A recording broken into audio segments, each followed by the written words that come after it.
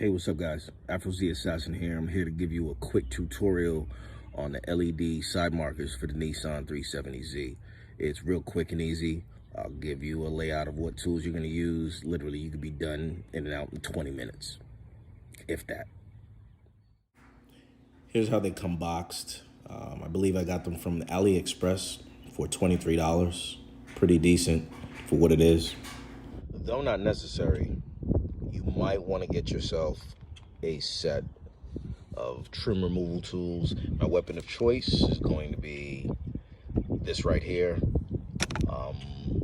and I'll get to it. Basically, if you just take your stock side markers and push it towards the back, bam, that pops it out. Car's a little dirty, forgive me, and you're gonna see that. I don't know if you can see it in there. See if I can get a better angle. There we go. You're gonna see that pop out. Then what you want to do is just wiggle it forward just a tad bit. You see where you get that other one starting to form out. Then you take that same trim tool or a screwdriver or what you have available, and it just pops out. I don't know why Nissan gave you a set of markers that didn't blink. Who knows? But it's plugged in right here. The wires are already there. They're pre-wired, and you simply disconnect this and reattach the new ones. Standby. Not rocket science, but you want to get the same side orientation. They are side specific. And if you're unsure when you get these, the 12V, 3W, 02, the numbers on the bottom of the Z is going to indicate the right side, or excuse me, the correct side. I mean to say this would be the driver's side where you see that. And you just simply reconnect it. I'm going to try to do it one-handed for you guys. Kind of difficult to get everything on film with. There you go. It snaps in. Just let it drop right back in. You pop that in, and if you're slick with it, you should be able to. Cool. That went in easy peasy.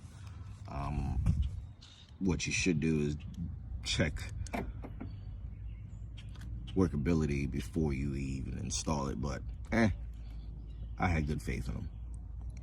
And then you just move along to the other side. All right, at the other side, you can use that pry tool to pop it back, and you could also use that same pry tool to edge it out. That was simple as can be. Then you just disconnect everything.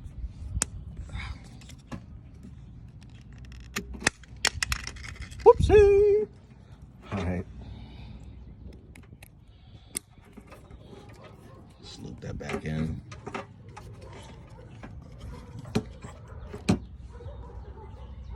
I'll check for functionality on this side before I button it up, I guess.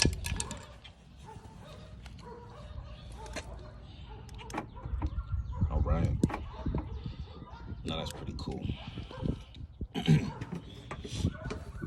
In the same way, you will simply go into that notch. Once it's in that notch, you push back a little and then push it back forward. It seats it properly, and then you're good to go. Now, although these are cool and I like them a lot, my only downside that I don't like about it is when you hit lock, it flashes it twice. When you hit unlock, it does nothing. And it does work on the hazard. So you'll have the hazards on, and I'll show you guys that in a minute. Like here we go. Bam! And that's just pretty. That's just pretty for no reason. That's just pretty. That's just pretty. Forget a mess, guys. Forget a mess. had to kill some bugs. That's just pretty. And that's it. That's it.